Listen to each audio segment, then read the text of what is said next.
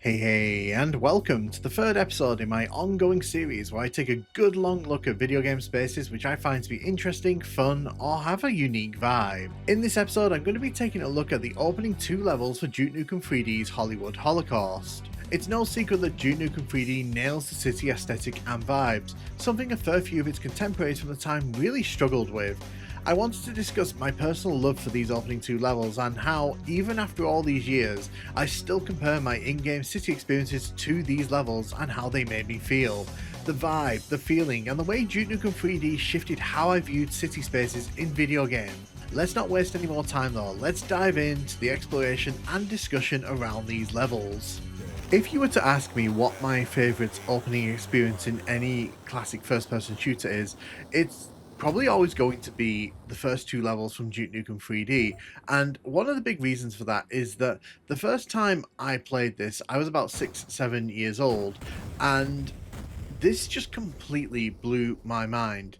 When I first saw this street here, when I first looked around and just glanced at this view, I could not believe that I was standing in what felt like a real city street. The stars on the pavement there, the billboard at the top, the sense of scale and the sense of wonder that you just get from wandering down this little street here. The little pavements that are risen up, the fact that you can jump around and explore, it feels like a lived in space. And it's the first time I think when I was playing video games like this where I actually felt like, yes, this is a real space. This is somewhere where, people actually live and, work. And even though this isn't the biggest street in the world, the fact is that, this has so many little touches, like the sign there, like the fact that you've got the dumpster there, which is on fire. You've got the fire hydrant over there. You've got the sign above the cinema here with the movie, and it just feels real, and it felt very, very real to younger me back in the day. And I think that when you realize a lot of first person shooters that tried to recreate these kind of spaces back in the day, they failed quite miserably because they didn't have the kind of level of detail here. And that's something that I think is very, very understated here. There's just a sense of detail to everything. It looks like a street and it feels like a street to wander down. But another thing that I think this does a lot better than other first-person shooters from around this time, and yeah, I'm going to include Doom 2 in this, is that all of these spaces feel like they have a purpose. Like, for example, this area here, it feels like a cinema. People come in here to sit down to look at the big screen, which will be revealed later on. On the street, it feels like a street. It feels like you're wandering down a real street. When you walk down this space here, you're walking down towards the counters where you buy your tickets, where you get your popcorn, whatever you buy in one of these, cinemas. But the whole point for me is that Duke Nukem is a lot more considered in what the spaces actually are and how they're kind of used.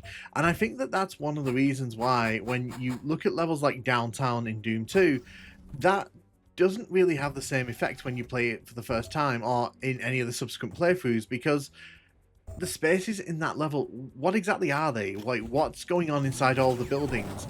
Here, all of these spaces kind of have purpose. They are being designed to showcase to the player, this is a real place, and these are the things you do in this space. So, for example, we'll go inside here. It's a toilet. It doesn't have to be overly complicated. It's just a toilet space. Now, of course, I'm not going to talk about why there's a big sofa here because, that's not the purpose of this video. But the fact is, like, the toilet's hanging on the wall here, and yes, there's a little phone number there.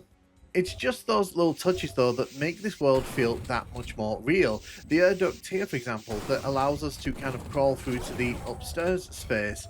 Now, of course, this is the projection room. So naturally, there'll be a projector here, and it points out into the room that we saw previously.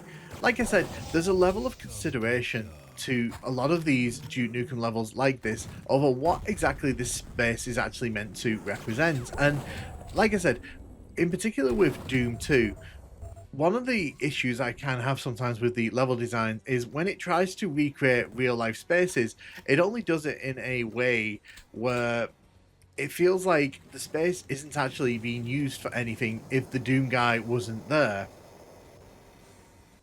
Now, I don't know what this space is here for. I'm just going to assume this is like a sort of little sort of nook and cranny hidden away.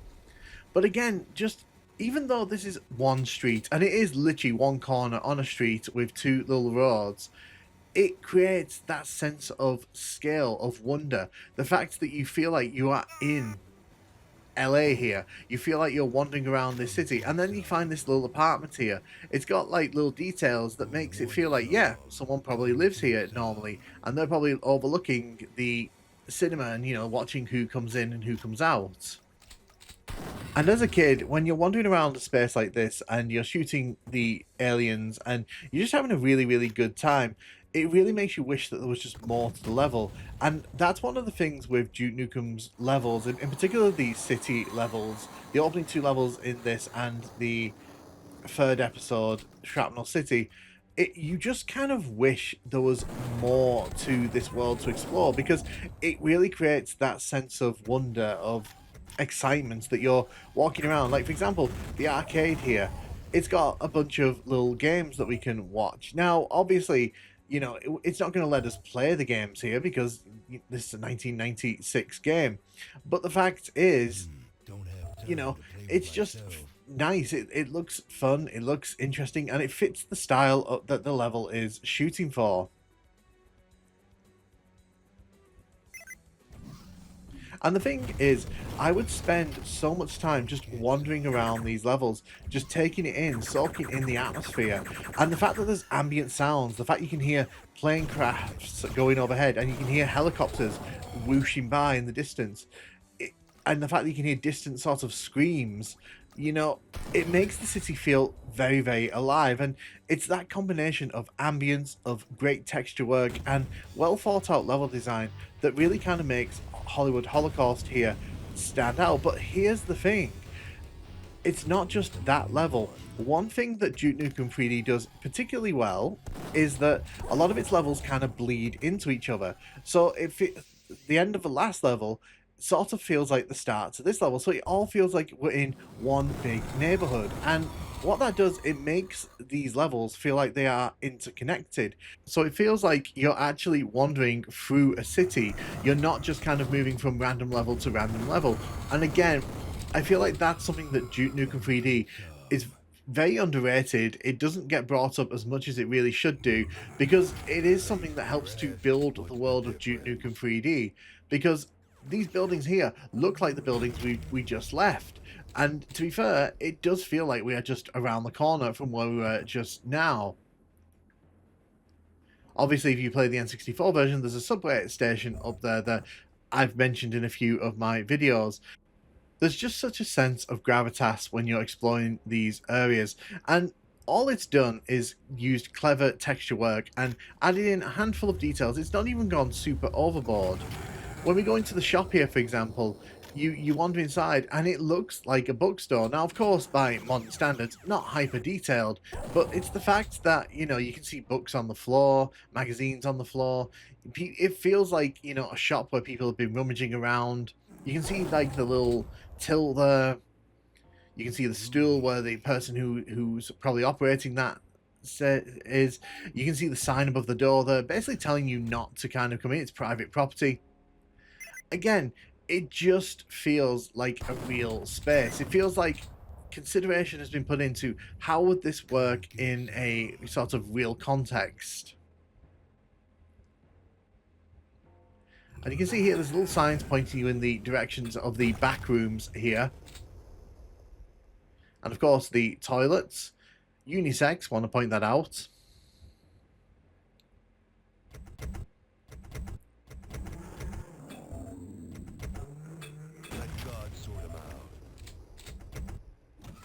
It's little details as well, like the fact that there are wipes on the wall there, you know, because for obvious reasons, you know, what you would have wipes in a room like this. And of course, some people looking back in from 2025 who didn't experience this at the time, they're probably going to say, well, none of this is really that important. It's about the gameplay, it's about the atmosphere. But here's the thing, I like a lot of Doom 2's levels, but I would also say that Much better. you get very different vibes from Doom 2 levels. Doom 2 has very abstract level design. It's sometimes kind of left to the player's interpretation what they're supposed to be looking at. Whereas I feel in Duke Nukem, the design ethos was clearly to make people understand what they're looking at and to sort of go, well, this is a shop, this is a social space, this is a nightclub. And obviously, you know what this space is. If you know, you know. I also kind of like in Duke Nukem as well, you get those little rats sometimes. I know they don't really add much, you can't really do much with them, but they just kind of add to the atmosphere, much like the ambient sounds in the background. But as mentioned also, the layout of all these buildings just makes sense. This is obviously a grimy, dirty apartment that someone who owns an adult bookstore would probably have. The world of Duke Nukem 3D just oozes charm, it oozes detail, and I think that's one of the key reasons why all these years later, whenever anyone asks me what are my favorite sort of levels from classic first person shooters, it's usually Duke Nukem levels that I'll bring up first. And it's moments like this as well. The fact that you can hit this switch here, and as a kid, this was cool. The fact that levels could morph and change, and you get these dramatic set pieces that change the way you interact with the world, so the world doesn't feel completely static.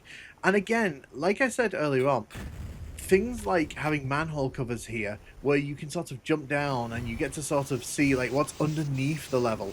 Obviously this is not underneath where we were just now, the technology at the time would not have allowed this, but it is made to feel that way. And it's just something that I really appreciate, because they didn't have to do this kind of thing. They didn't have to put in this kind of level of detail, but it really helps to make it stand apart so much from like what came before.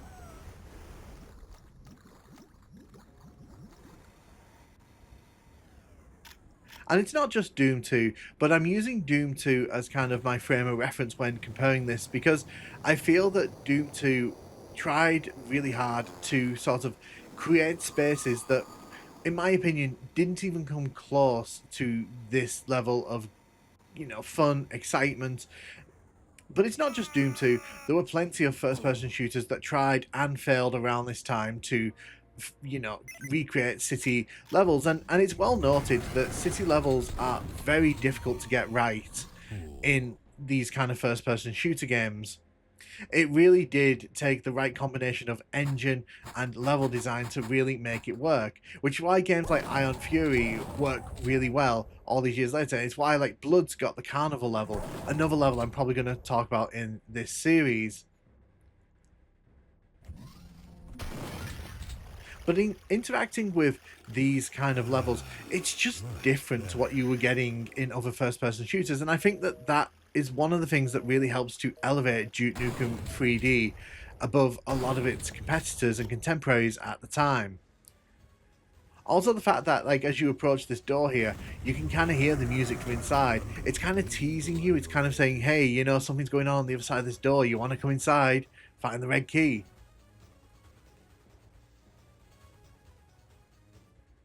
And of course, I'm not saying this is hyper realistic. I'm not saying that, this is exactly how a bar would be laid out, in a seedy part of LA. But what I am saying is that there's a lot of attention and care to detail to make it feel like it could fit into a real life space. Now, a little fun fact for you here. When I was a kid, I actually got stuck here for about a day because I didn't realize you could actually crouch to grab the red key there. You have to remember that when I first played this, I'd largely been playing Doom, Heretic, and other kind of first-person shooters that didn't really allow you to sort of crouch down. So this was kind of, again, another revelation.